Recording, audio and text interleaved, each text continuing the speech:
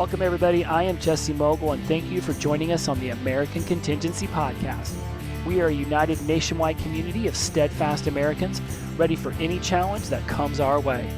We inform, equip, and train so you can prepare, respond, and recover from any man-made or natural disaster or situation. And we're going to get right into this because we have our one and only Thom Rigsby here, and today we are going to be discussing the 2024 Adventure Challenge, happening in every single region here in the United States throughout the year of 2024. If you are already a member, then surely you've heard about this through your regional coordinators. After you've done listen to this episode, for those of you who aren't members, if you'd like to be able to become a member so you can join in our Adventure Challenge, there will be a link in the show notes, and by all means, go to americancontingency.com, hit join, and you can join for literally less than the cost of a value menu item at a fast food restaurant. I mean, come on. What a deal. Let's get on the microphone with Thom Rigsby so we can discuss the 2024 American Contingency Adventure Challenge, because we got a lot to share with you today. What is something, Thom, that you would want everybody who's already a member or potential members to understand about the 2024 American Contingency Adventure Challenge?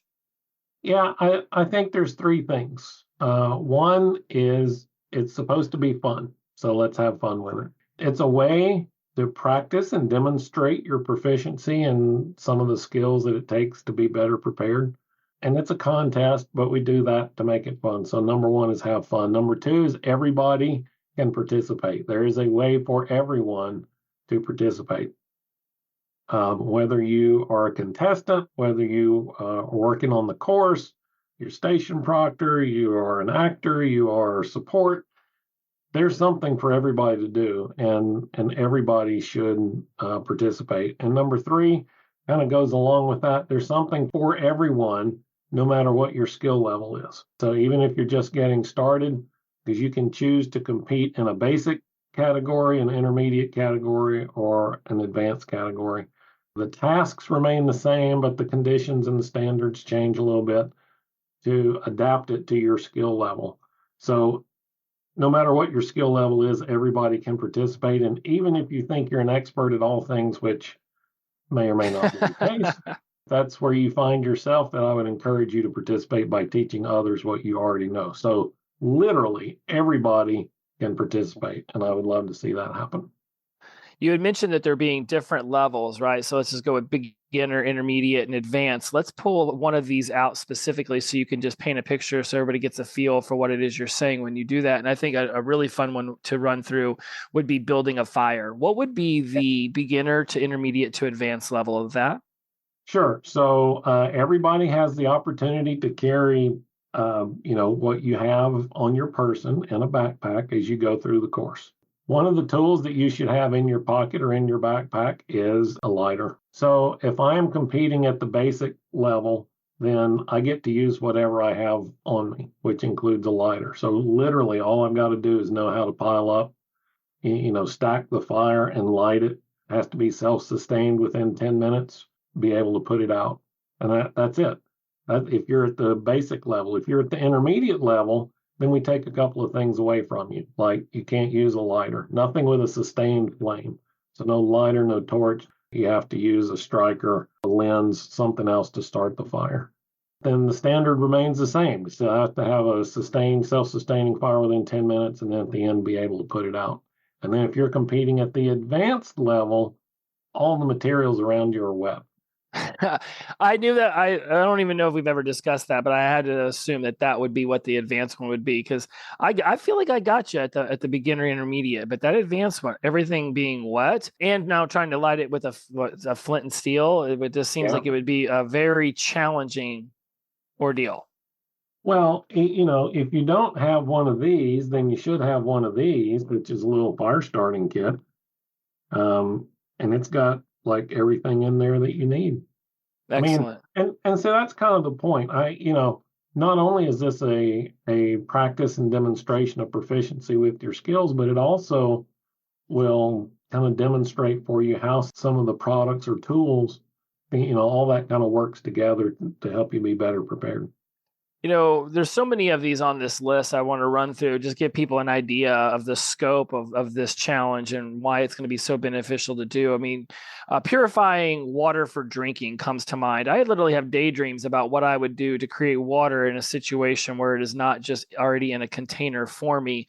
When I think about the beginner, intermediate, and advanced of that, we don't have to spend too much time within those three, but as much as like purifying water for drinking, making sure that you have food with you, or if you don't, where you might find that. What are some ways that people are going to be able to learn about water and how they can be able to create it for themselves in the wilderness?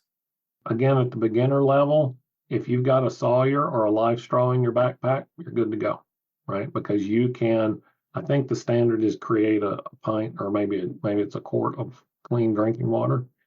Kind of the same way building a fire gets progressively more difficult, and we take a few things away from you, then we do the same thing with water. Food is an interesting one, though, because this kind of depends on you to do some homework. And it's not just hey, here's a checklist of things to buy, go buy these. It's how many calories do I need to complete this course? And, when you come to the start line, do you have enough calories with you to finish the course? The scenario here this year is that, there's been a natural disaster in your area. Your house and family are okay, but you've reported to a staging area to help others in the community. Well, when you do that, you don't want to become a drain on the already limited resources that are in that affected area. So you have to be self-sufficient when you arrive. Well, you have to arrive with enough calories, right? You have to arrive with enough tools in order to do the job and to be self-sustaining. And that's kind of the premise of the challenge. What's good about this too is I believe that it would help people begin to build their bug out bag in such a way that they would know that they have everything in this particular scenario that would be necessary, which would begin to extrapolate out to many other scenarios, allowing them to feel very comfortable in their preparedness in a myriad of different situations that may occur within their environmental factors. Yep, that's exactly right. I mean, as I said, it's not just a test of your skills and capability, but it's also a test of your equipment and your loadout and your ability to plan. All of those things kind of go together. How long should people expect to be spending on this particular day in order to complete this challenge?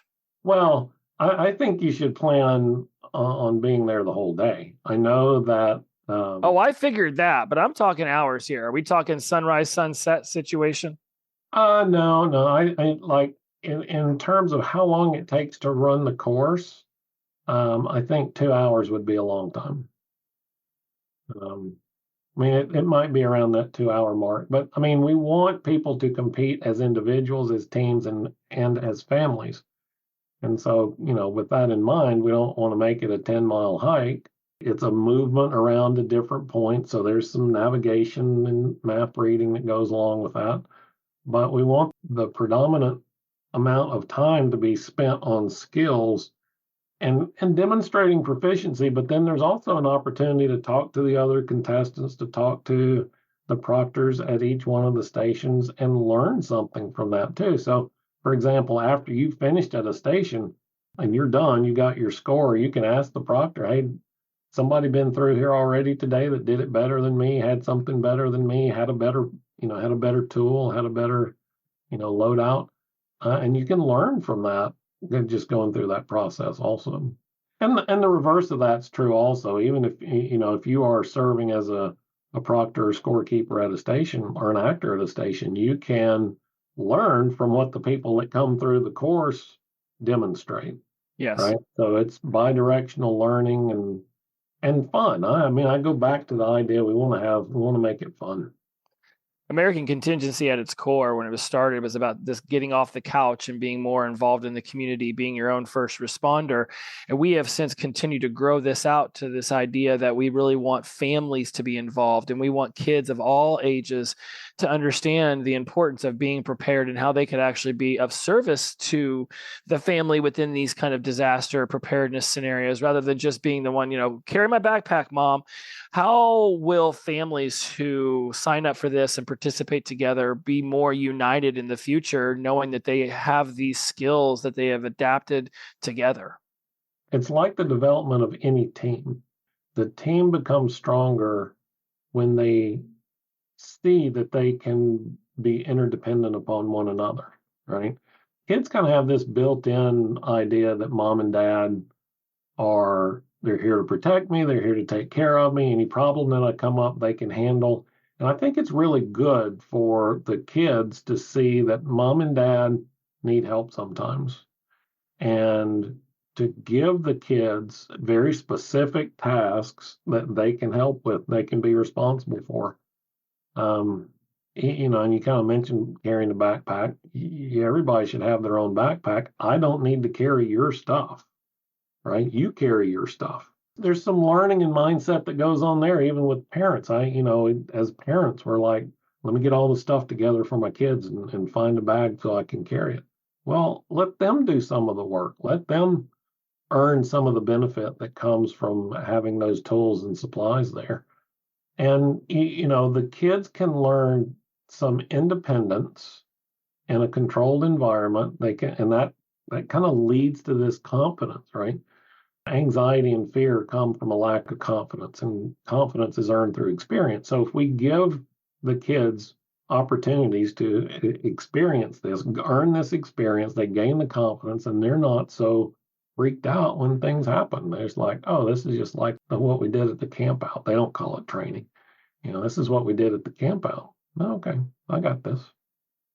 I've been watching some shows recently where it seems that families find themselves in peril, and often the kids don't seem to be emotionally resilient in the time in that moment when they need to be. And I get emotions and wanting to cry and things of that nature, but there's a part of me that just wants to yell, "Buck up!" Like this is the do or die moment. And I really feel like there's an opportunity for kids to gain that experience. You realize, like, yeah, we're a kid, we've got emotions, we want to express those emotions, but at the moment right now, we really need to build this fire. We need to survey the scene. We need to make sure our shelter is defended, and we need to make sure we're prepared for the nightfall. When you hear me say that kind of thing, like I know there's gonna be a lot of parents who might be helicopter parents who might be a little too hovery at times. Who might be like, I don't know if my kid's prepared or ready for this.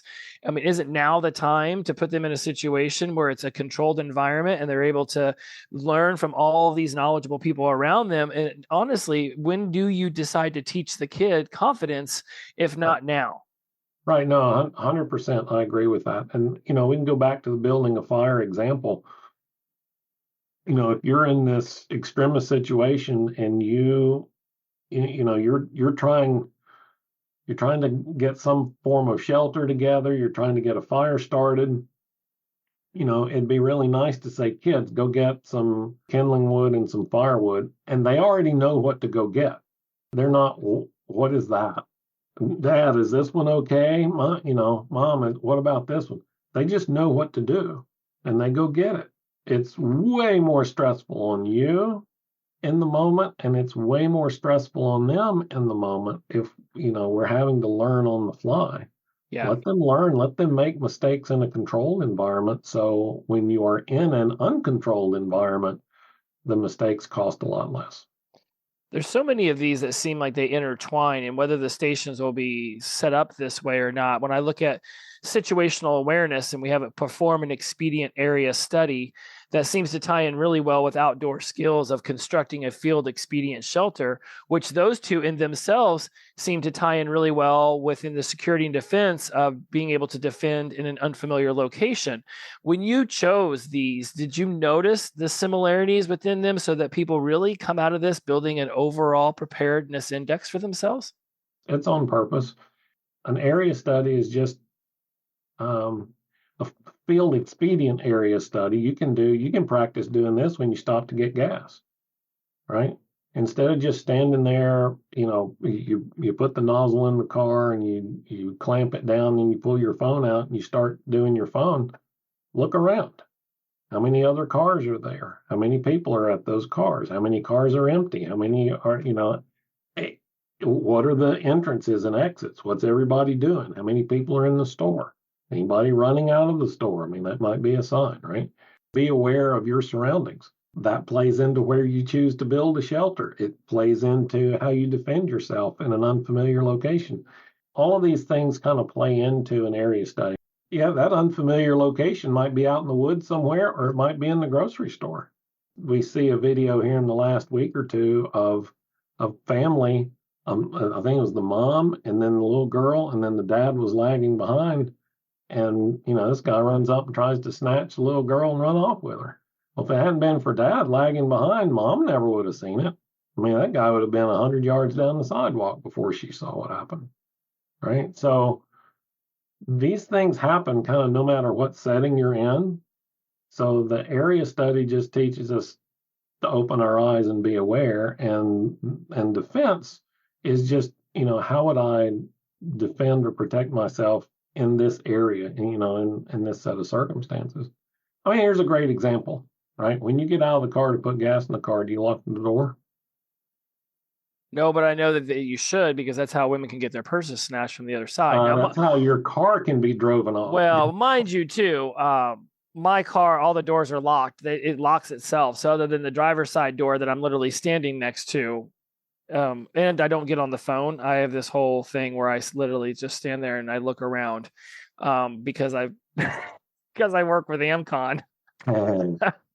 So all of these things are a skill, right? I mean, and they're acquired, and they're things that you need to practice. And this is just an opportunity, a fun environment, non-threatening environment, where you can practice those things. And we make it a competition, put a little bit of pressure on you, but not so much that it's nobody should take this as life and death circumstances. It's supposed to be fun. It has this connotation to it, just looking at this list of something that is just going to be a joy to learn some of these skills.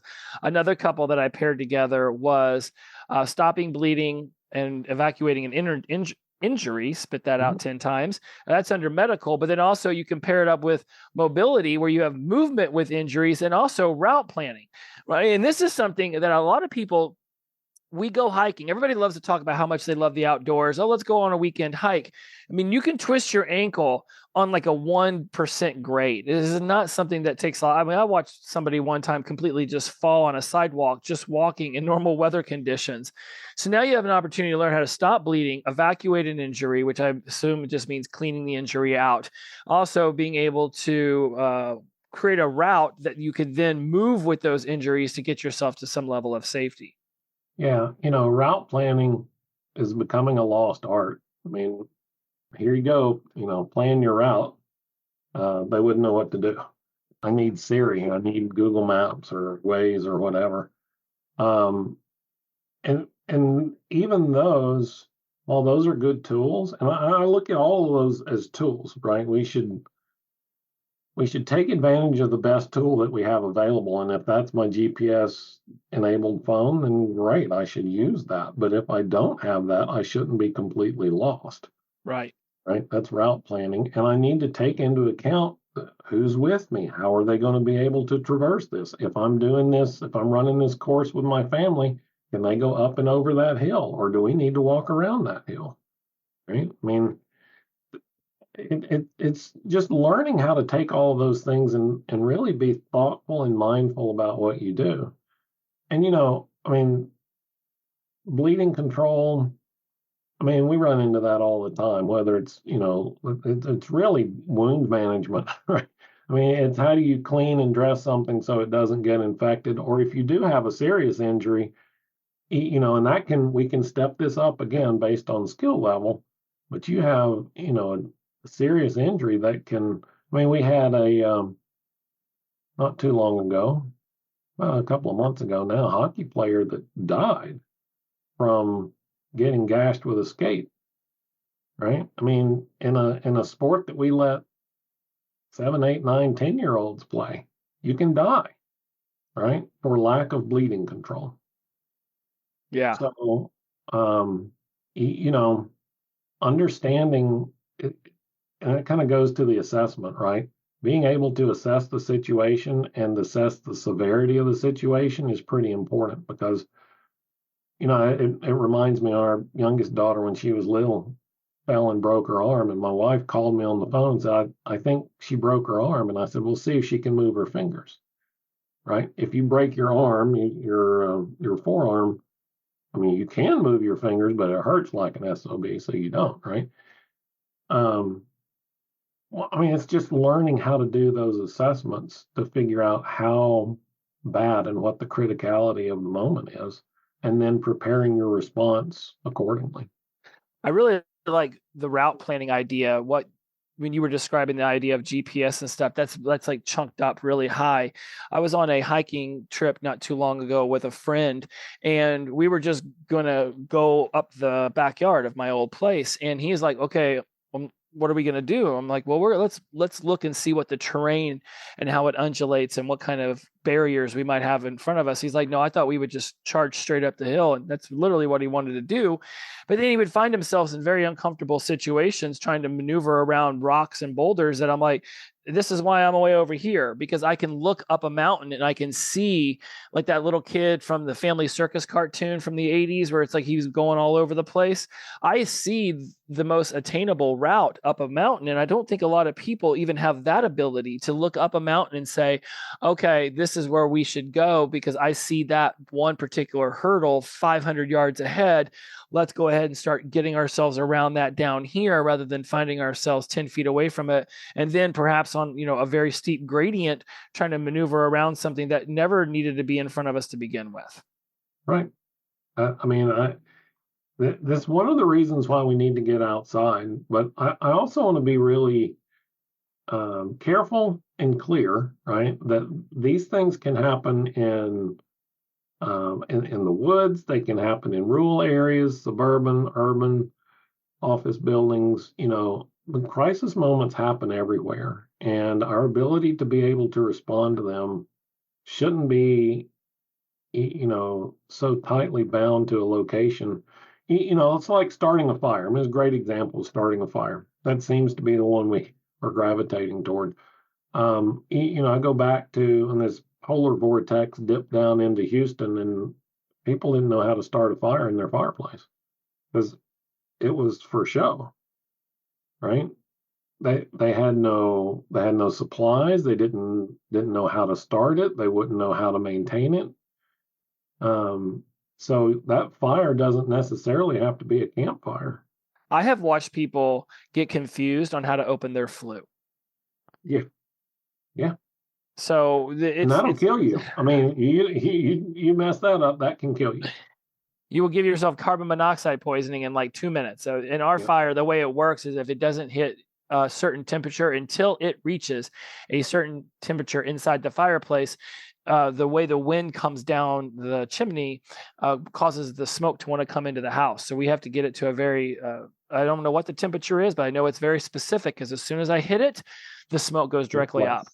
Yep. Right. And so I have to monitor how am I starting this fire with things that won't produce a lot of smoke. So cardboard, leaves, silly things like that, little branches off our Christmas tree. Don't do it with those because that will definitely fill my living room up with smoke. So solid, hard pieces of kindling that are really tiny will actually produce the temperature much quicker, getting the smoke out. And it's just very interesting until you've experienced that once or twice and sort of played around with things. And that's what I think the adventure challenge is going to give people an opportunity to do. Like knot tying.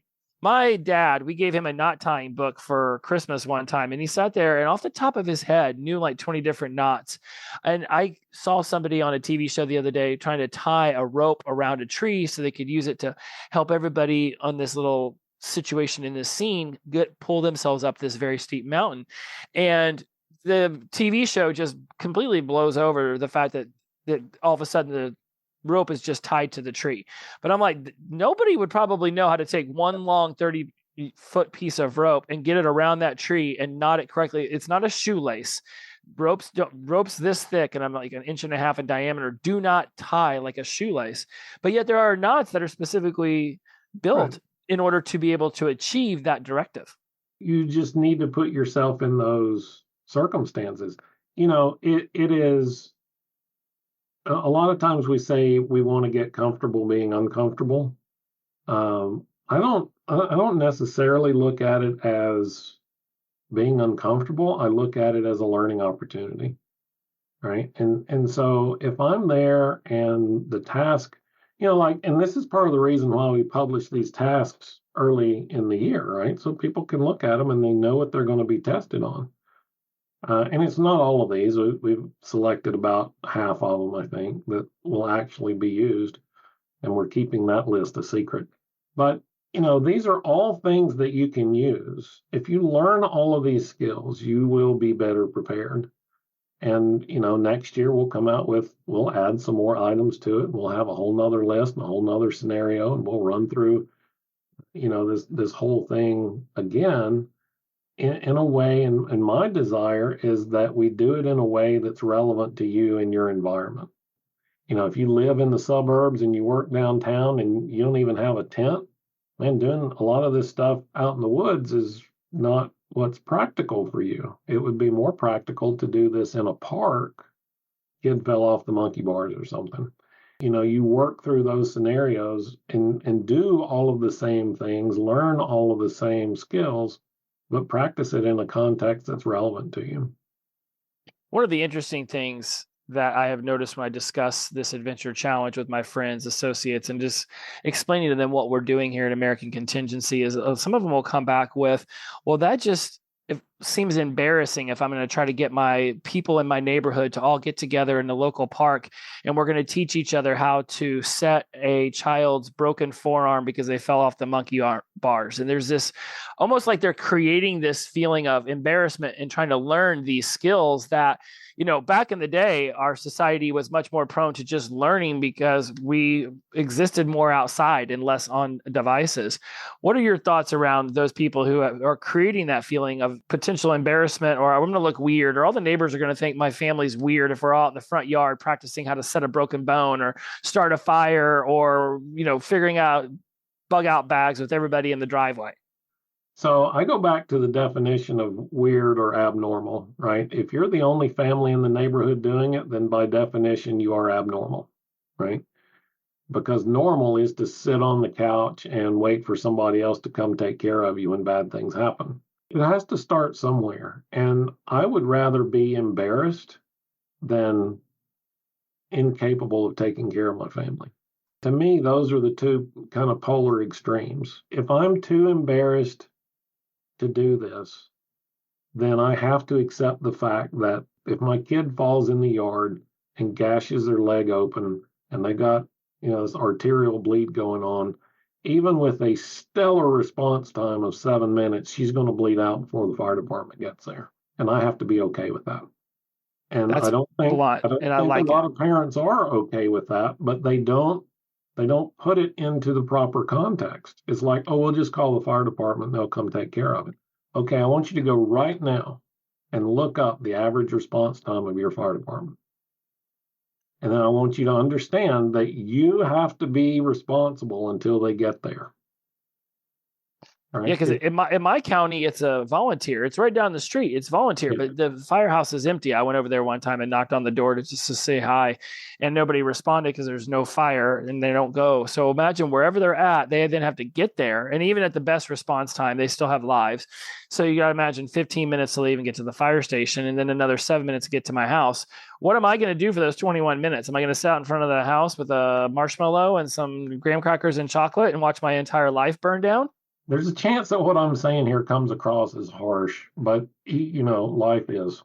I don't do this all the time, but generally when we get into this kind of discussion, I say that the people who we call first responders are really second responders because you're always there first. Yes. Right? You're always there first. Yes, that's not an insult to say that. That is literally just labeling out exactly what it is. And so if you're the first one there, what do you do? Right. If you're the first one there, what do you do until professional help gets there? And if it's a large scale event, if it's a tornado, if it's an earthquake, I mean, you've been in LA when there were earthquakes.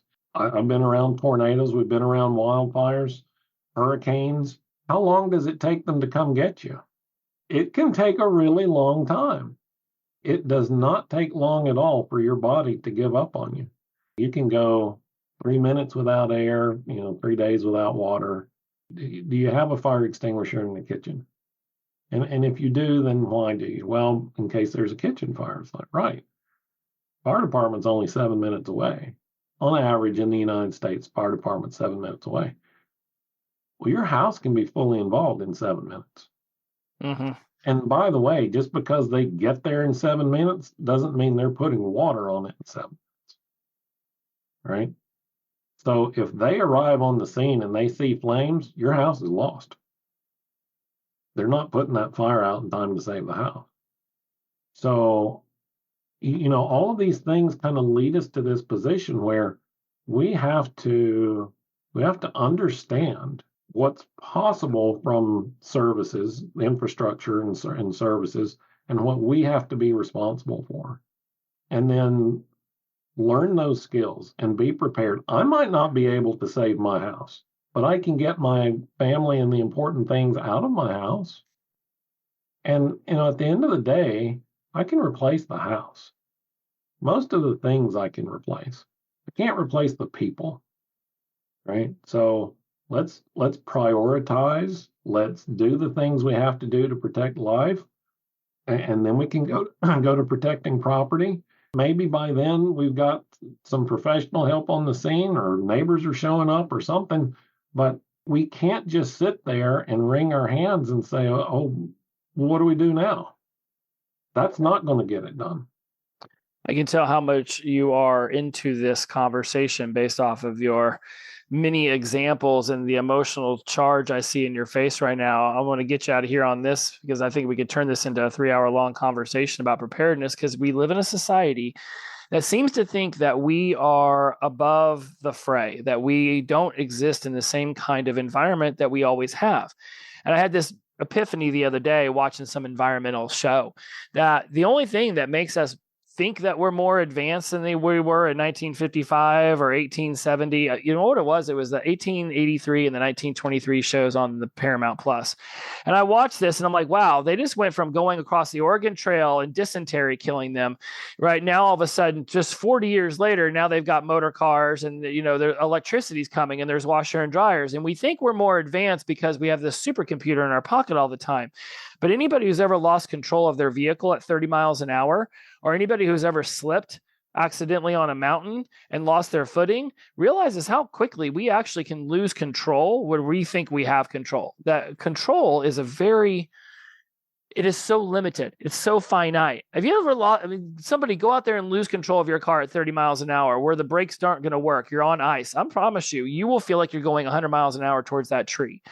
What is the message that we want people to understand when it comes to this idea that we are not above Mother Nature's wrath, let alone accidents and unforeseen circumstances? And why is it important that we pull our heads up from this phone and actually take action in our lives so that we're prepared for the unforeseen crises or just any given Tuesday? I think it comes back to normalcy bias. We have, our mind tricks us and says, this is normal. Take a child with a broken arm, you take a house on fire, and a lot of times you'll have, when the fire department arrives on the scene, the homeowner will be standing there, slack-jawed watching the house burn. This is so out of my context of reality that I don't know what to do next. I don't understand. And I've been in that place. Several times in my life where there were, high stress things that happened. Our daughter had a wreck, and we're dealing with all the things from that. And something as simple as dialing the phone to call my other daughter and tell her, what was going on. I couldn't figure out how to dial the phone. Right. So these things happen to people, and shock is a real thing, separate and apart from stress. And so we have to understand what things we can control and worry more about those than we do about the things that are going to be outside of our control. And so we talk a lot about causative events versus practical impacts, right? And a lot of people spend a lot of time talking about causative events. Oh, there's going to be an EMP. Oh, there's going to be a riot. Oh, there's going to be a this. Oh, there's going to be a that. Okay, great. But what happens after that? What's the practical impact to me? Is a tornado comes through here? Great. It's going to rip the roof off my house. It might blow my windows out. I won't have a place to stay. The electricity's probably going to be out. How do I mitigate all of those? Because I can't control a tornado, but I can control how prepared I am for the practical impacts that follow a tornado. Those are very well known. We know what they are. We've got plenty of experience dealing with those. Those are the things that I need to be prepared for. And I can't run out in the yard and just wave the tornado around the house. It doesn't work that way. So I'm not going to spend a ton of time worrying about that. It's either on the track for my house or it's not. I can't spend those mental cycles on things that I can't change. So this gives us, the Adventure Challenge is just one little teeny tiny piece of giving us some practical experience, controlling the things that we can control and learning how to do that. Some of those are learned skills and kind of releasing us from the idea, or at least getting us out of the context of the causative event. Okay, yeah, there's been this natural disaster. All this has happened now. Here are the things you need to go do. And then we go do them. And I think through doing that, we kind of get beyond this roadblock or obstacle for a lot of people that is the causative event. And we actually get to the practical things that we can do in the areas that we can control. Beautifully said. I think we'll end down that one. What we're going to do in the future, guys, out there in listener land, is we're going to start bringing on some of the regional coordinators after they've put on these events so that we can have you be introduced to them and what they've learned and what they were able to experience, because I think it's going to be very exciting for our membership. And for those of you who are interested in being a part of the 2024 American Contingency Adventure Challenge and aren't members, it's very easy to do that. You can go to americancontingency.com/join. I've also put a link for that in our show notes. It's on our primary page, memberships, for literally the cost of less than a value meal at a fast food restaurant, if any of y'all still eat at those places. Although it is actually more, our membership, I went to a fast food restaurant about a month ago. Our membership is actually about 2/3 of the cost of a value meal now at McDonald's. At McDonald's, a value meal is like $15. Our membership at the highest rate is $10 right now. If you're listening to this on Valentine's Day of 2024, if you want to be involved in the Adventure Challenge, then by all means join, become a member. If you are a member, then you already know about this. Your regional coordinator has been talking about this. We've already got them all scheduled. You can begin to prepare for this. Our first one is in April. We will have that regional coordinator come on after the fact so they can discuss what they learned, and then we can all learn together. Together, everybody achieves more. Thanks for coming on, Thom, and talking about the American Contingency Adventure Challenge. Maybe in the third or fourth iteration of this, we can actually be able to do like a really cool one where it would be a house that's just suffered from a tornado or an earthquake that's just gone down, and how would somebody turn their gas off in California? That was the number one thing I asked my landlord when I moved in, is where is the primary gas line for our apartment complex? And he told me, don't worry about it. You'll never need to mess with it. I'm like, when an earthquake goes down, I promise you, I'm going to need to mess with it. And so he showed me where it was. He even gave me access to the key to turn it off. And then I went and taught everybody else in my apartment complex how to do that, because I did not want our house to blow up after it didn't crumble because of an earthquake. So there are things you guys can learn out there.